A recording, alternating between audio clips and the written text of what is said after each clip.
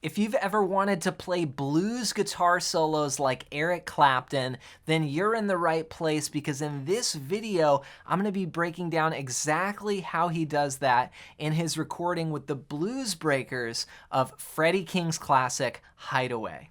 Now, in case you missed it, I did post a lesson already detailing out the first chorus, and what I'm going to be doing is going through this entire song step by step and note by note. I did this with the Freddie King version, which you can check out on my channel. I literally broke down every single note that's played on the entire recording. There's nobody on the internet that has as thorough of a lesson as what you can find, and I did that already with the Freddie King version, and now we're taking a look at it on Clapton's version. So let's dive straight into it. It's in the same key. We're in the key of E, and it starts off, the first 4 bars go like this. 1, 2, 3.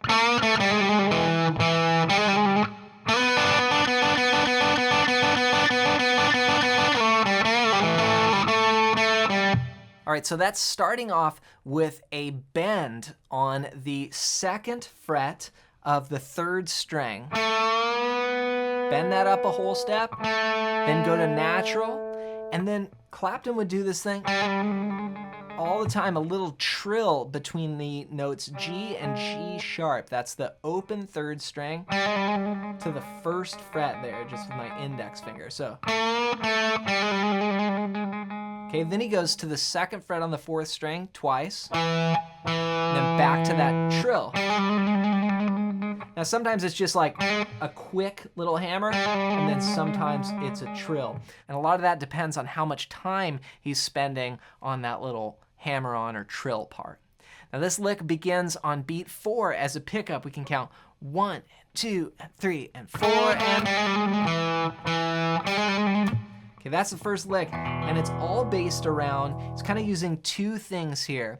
The E minor blues scale and then an E major chord, right? So this is like, you can think about that E chord, he would hammer into that note all the time, that G sharp, which is the 3rd.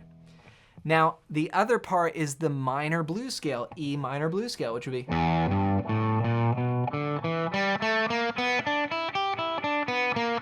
like minor blues scale, major chord. So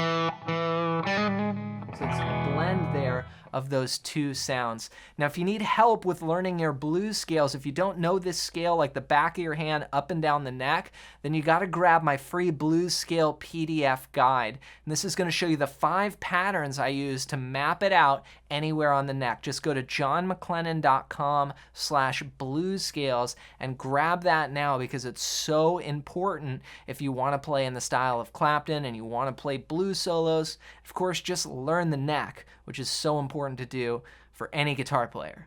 So that's the first part. Then he slides up to this shape here, which is 2 sliding up to 4 on the 3rd string, and then he plays the 3rd fret on the 2nd string. And those 2 notes are again part of an E7 chord here. And this is like it's like a D shape from Caged. For those of my students that are in my Caged guitar system, you can see that he's just going to notes right there in the chord from those Caged shapes. Now here he does a tricky thing with the finger picking hand or the strum hand. He uses something called hybrid picking. So it's where he picks a note with his pick and then also uses his fingers to get other notes. And what it is this move. It's the 4th fret there on the 3rd string with the pick, and then the middle finger playing the 3rd fret on the 2nd string, and you get this. It's really like a triplet, like this. Triplet, triplet. But what he's doing is a grace note right before it, ba-da, ba-da, ba-da, ba-da, ba-da, with the pick. So you get this like... And it starts, it's like the 2nd measure there on beat 3, triple lick, and then 1 and triple lick, and then you slide off it. 4 slide down to 2 and then open. Okay. So it just repeats that like a repetitive figure over and over like this.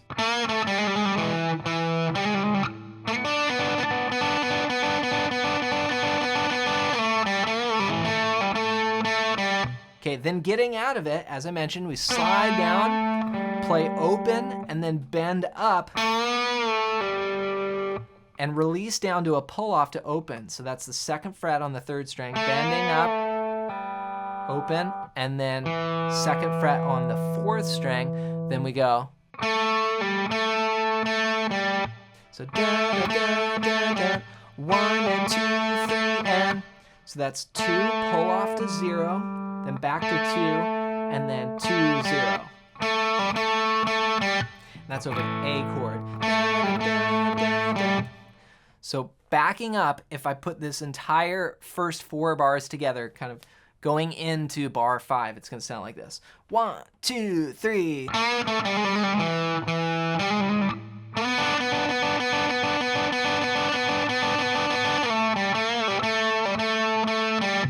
All right, now we're on the A chord, right? So da da da da da. Then he does this lick.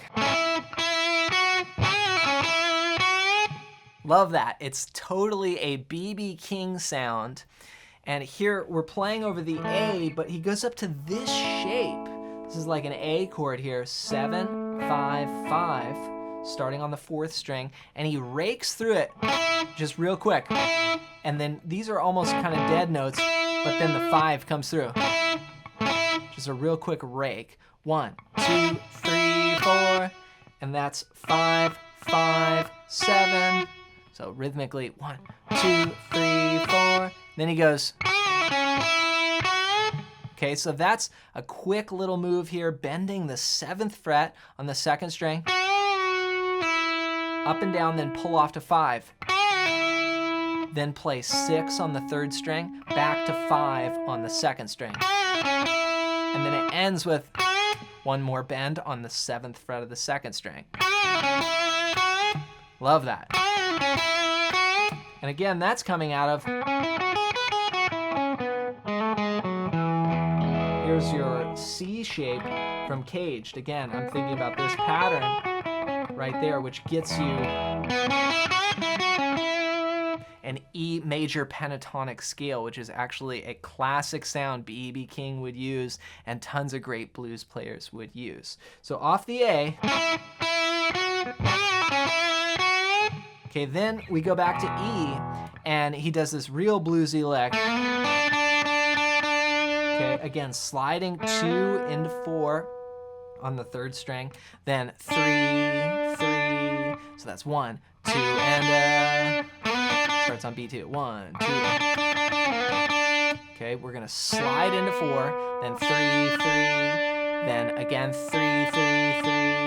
Okay, those are all triplets. 1 and 2 and 3 and then on beat 4, slide again.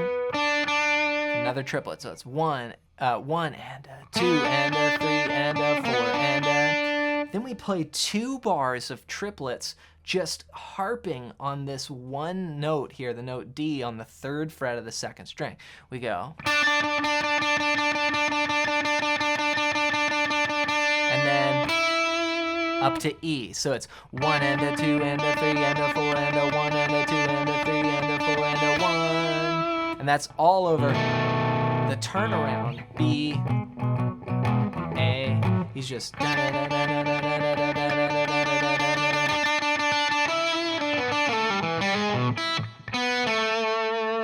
Okay, then we got this great bluesy phrase here to get us out of the last 2 bars of the blues. He goes up to E on the 5th fret of the 2nd string and then plays 3, 4, 3. So that's 3rd fret of the 2nd string, 4th fret of the 3rd string, back to 3 on the 2nd string, then slide quickly 4 to 2 to 0. It's just a common kind of blues throwaway. Right, so then play the 2nd fret on the 4th string, and then back to that. Remember that little hammer? One of the first things we did. Then play the 2nd fret on the 5th string, then the 1st string, open, and then open 2nd string, 2nd fret on the 3rd string. So backing up.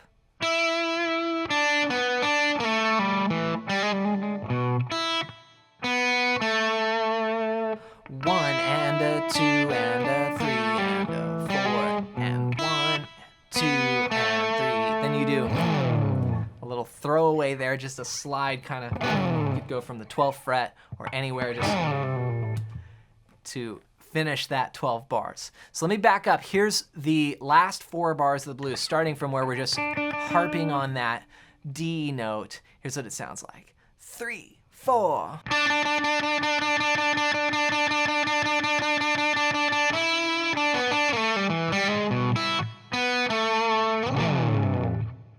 All right, let's put it all together. We're gonna play all 12 bars of this solo. There's a number of devices in there, and again, you really wanna make sure you listen to the recording to kind of really dial this in, but I'll play it for you right now so you can hear what it sounds like. A 1, 2, 3.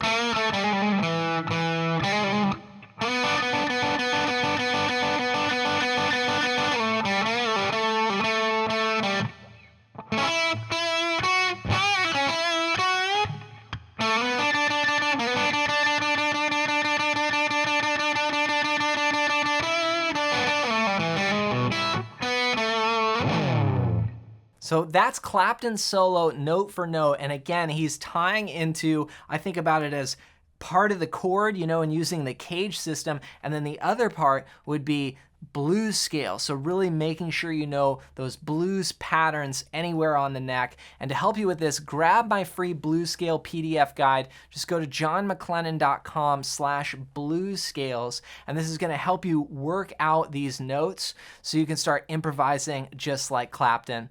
As always, thanks for watching, thanks for listening, and for more Eric Clapton, check out this video next.